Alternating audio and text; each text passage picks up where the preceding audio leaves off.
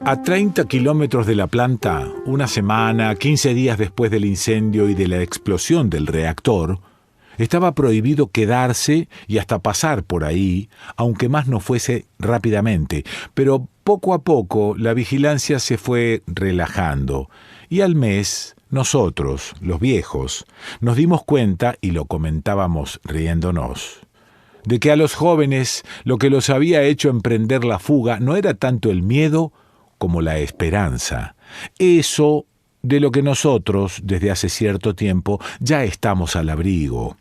Así que, sin ponernos de acuerdo, siguiendo cada uno por nuestra cuenta el mismo razonamiento, uno por uno fuimos volviendo a instalarnos en esos pueblos donde habíamos nacido, esos pueblos por los que habíamos visto pasar los zares, la guerra civil, la revolución, las purgas, las invasiones, la tiranía, la muerte, pero también los casamientos, los partos, la infancia, las fiestas, los trenes, las cosechas. Más tarde, los jóvenes también empezaron a volver, pero los viejos fuimos los primeros. Y aunque como antes respirábamos el mismo aire y caminábamos sobre la misma tierra, entre ellos y nosotros existía una diferencia de peso. Si a ellos les costaba creer en la realidad mortífera de lo invisible que la explosión había desencadenado, a nosotros esa realidad nos era indiferente. Ya nos sabíamos condenados mucho antes de la explosión, a corto o a largo plazo. Así que, como habíamos evacuado el pueblo contra nuestra voluntad, a los 15 días nomás volvimos. Después de tantos años de venir sobreviviendo, ya estábamos habituados a sentir cómo desde lo oscuro la punta de lo invisible taladraba el tiempo y las cosas. Dicen que a los bomberos que fueron en las primeras horas a combatir el incendio, los pocos minutos en que cruzaron por el aire lleno hasta rebalsar de lo invisible, bastaron para desintegrarlos. Y a los que estuvieron a 50 metros, a las pocas horas no les quedaba ni por dentro ni por fuera ningún rasgo humano. Pero a 30 kilómetros, la acción de lo invisible se parece al designio habitual de lo exterior, que da y retira, edifica y derrumba, y con la misma obstinación imperturbable cuaja las formas, repitiéndolas hasta la náusea, con el solo fin de, un poco más tarde, desfigurarlas y disgregarlas, moliéndolas tan fino que terminan por ser otra vez irreconocibles, mezcladas al polvo gris y anónimo del tiempo abolido. Cuando únicamente los viejos habíamos vuelto, fueron días verdaderamente felices. Nos conocíamos todos desde la infancia, habíamos trabajado en las mismas fábricas, en los mismos campos, combatiendo en las mismas trincheras, bailado y bebido en las mismas fiestas, y muchos miembros de nuestra generación en tiempo de guerra, por ejemplo, habían compartido hasta la misma muerte y aún la misma tumba apresurada e ignota. Y por primera vez desde nuestra infancia ya no había zares, no había partido, no había destacamento militar, ni superiores, ni espías, ni jefes, ni prédicas sinceras, ni consignas paternales, ni comisarios políticos, ni instructores militares o civiles, ni monjes, ni popes. Habíamos franqueado la línea más allá de la cual reinaba omnipresente y mortal lo invisible, internándonos en una zona en la que al parecer ninguna jerarquía ni ningún discurso eran todavía válidos, y esa situación inédita nos confería una libertad incomparable. Todo nos pertenecía: casas, huertas, jardines, despensas, bodegas. Como habíamos conocido no pocas veces la escasez y también el hambre, no ignorábamos el valor de la abundancia. Y por primera vez supimos lo que era gozar de ella. Bastaba agacharnos para recoger la ensalada, los tomates, las frutillas que ni siquiera habíamos plantado. Los que lo habían hecho estaban lejos, en la ciudad, en lo de algún pariente, en el hospital, en el cementerio, tal vez, ahora. Todo eso era secundario porque, a decir verdad, y aunque durante incontables generaciones sus antepasados habían vivido en la región, ellos nunca más volverían. En las bodegas, las botellas de vodka, de vino y hasta de champán, en la casa de algún personaje importante, se alineaban ofrecidas esperándonos. Las vacas daban más leche de la que podíamos tomar.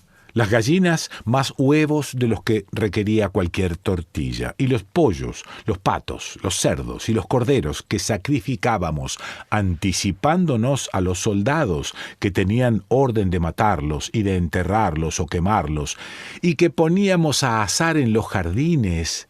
No hay que olvidar que estábamos en primavera, más abundantes que en cualquier fiesta a la que en nuestra vida, ya demasiado larga, hubiésemos asistido. De manera que los perros y los gatos, que se habían dispersado por el campo, porque también a ellos los soldados debían matarlos donde los encontraran, volvieron con la confianza restaurada, y si en los primeros días estaban todavía un poco ariscos, casi enseguida se apaciguaron. Así nos encontraba en ese período feliz el fin del día, reunidos alrededor de una mesa bien puesta, brindando y conversando, cantando las mismas canciones que contaban viejas historias acaecidas hacía añares en la región, hablando de vivos y de muertos, y todos esos animales que se habían aliado con nosotros, pareciéndosenos un poco en el hecho de que por ignorarla eran tan indiferentes a la muerte como habíamos llegado a serlo nosotros, resignados de saberla tan inevitable y cercana. No habíamos sido en nuestra juventud únicamente obreros, campesinos, soldados. Algunos, en nuestros ratos libres, tocábamos el violín, escribíamos versos o memorias, montábamos alguna que otra obrita de teatro. Yo, por ejemplo, en los años 20, había ido un tiempo a la Escuela de Bellas Artes de Vitebsk, y aunque mi talento es muy inferior a mi pasión por la pintura, desde entonces, cuando me venían ganas, dibujaba alguna cosa o distribuía un poco de pintura sobre una tela. Mi maestro había nacido no demasiado lejos de la zona y había jugado de chico en lugares parecidos a los míos. Era capaz de observar las líneas ideales y las correspondencias secretas de lo visible hasta vaciarlo de la materia perecedera, la que hoy es atacada y corrompida por lo invisible, y a pintar su forma inalterable y eterna. Cuando buscaba los contrastes eran siempre los más despojados y sutiles, negro sobre negro, gris sobre gris, blanco sobre blanco. Al volver a las formas y a las figuras, después de su paso por el despojamiento externo, sus personajes habían perdido todo rasgo individual y no pocos de sus atributos humanos. Los que le reprochaban que pintara esas formas incompletas, campesinos sin cara, sin brazos, criaturas vagamente familiares y a la vez tan extrañas, ignoraban el elemento profético que las justificaba, porque unas pocas décadas más tarde, en los mismos jardines de su infancia, a causa de la propagación de lo invisible, empezarían a proliferar seres sin caras, sin brazos, formas caprichosas y vivas, en las que una especie nueva y diferente de la nuestra parecía estar encarnándose. Tal vez a través de esas formas genéricas, humanas e inhumanas a la vez, trataba de figurar también lo que nuestro siglo estaba haciendo de las criaturas que se agitaban en él y del lugar en el que habían surgido y las había cobijado. Cuando los que mandaban querían propagar el trabajo, mi maestro reivindicaba la pereza, y donde otros pretendían imponer a toda costa el contenido edificante, él explicaba el esquema ideal del universo, saludando la enseñanza inagotable de la forma y de su centelleo colorido. De su proximidad rigurosa y mágica me quedó el gusto exaltante de lo visible. En mis ratos de ocio, entonces, lo que me dejaron las interrupciones causadas por el trabajo, la guerra, el exilio, mi vida familiar también, mi mujer, mis hijos, mis amigos y mis enemigos, el estudio de lo visible, las fases diferentes de un mismo objeto o de un mismo lugar en diferentes horas del día o en diferentes estaciones del año, fueron mi manera de buscarle un sentido al mundo. Ese sentido es simplemente la yuxtaposición en la memoria de los estados sucesivos de una presencia cualquiera, interna o exterior, al paso de los minutos, de las horas, de los meses o de los años. Tomar conciencia de esa sucesión es lo que le da sentido al mundo. No el sentido que preferiría nuestro deseo, sino el de las cosas como son. Ningún objeto es constantemente idéntico a sí mismo. Un tomate, por ejemplo, nunca es única y verdaderamente rojo.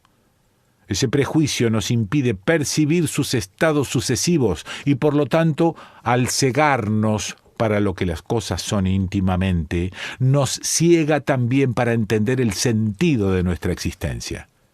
El mismo tomate cambia muchísimo al paso de los días desde que aparece en la planta hasta que es arrancado y depositado en un plato, pero no más de lo que cambia en ese plato durante las horas del día o en unos pocos segundos cada vez que mi mirada se fija en él y me permite tomar conciencia de su presencia.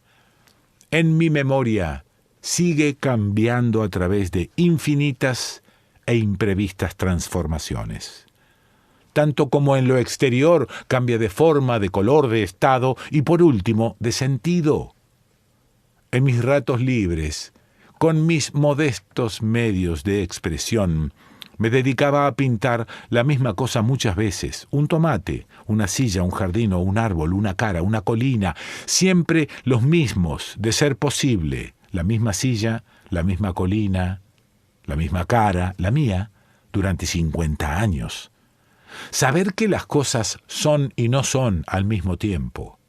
Eso es lo que pone de manifiesto el sentido del mundo. Una cosa cualquiera, pero también su imagen pintada, aunque parezcan fijas y en reposo, son, a pesar de esa firmeza aparente, el teatro discreto donde se representa a cada instante una escena vertiginosa. La explosión, activando lo invisible, acabó con esa discreción benévola que, si al fin de cuentas terminaba también por disociarnos, gracias a la lentitud con que nos derruía, nos permitía cierta ilusión de permanencia.